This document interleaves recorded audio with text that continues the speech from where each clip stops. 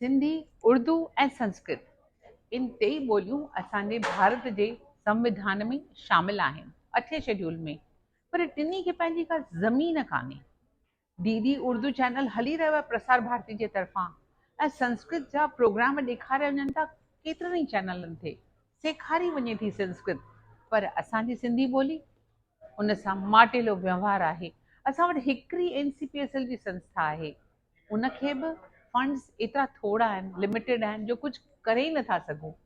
अचो त गॾिजी पंहिंजी सुञाणप, पंहिंजी ॿोली बचायूं ऐं डिमांड करियूं भारत सरकार खां डीडी सिंधी चैनल जी। 24 कलाकनि वारे हिन चैनल जी असां सभिनी खे ज़रूरत आहे। इन सां ई असांजी सुञाणप आहे। ॿोली आहे त असीं आहियूं, असांजी सुञाणप आहे असांजी ॿोलीअ सां। अचो त गॾिजी घुर कयूं, ट्वीट कयूं, सभिनी खे इंस्टाग्राम ते ॿुधायूं त असीं सिंधी आहियूं ऐं असांखे पंहिंजी सलामतीअ लाइ, पंहिंजे ॿोलीअ जी सलामतीअ लाइ हिकु 24 कलाकनि वारो सिंधी चैनल सरकार जे तरफ़ां ज़रूरु ॾिनो वञे। अचो त गॾिजी करियूं कोशिशि। जय झूलेलाल।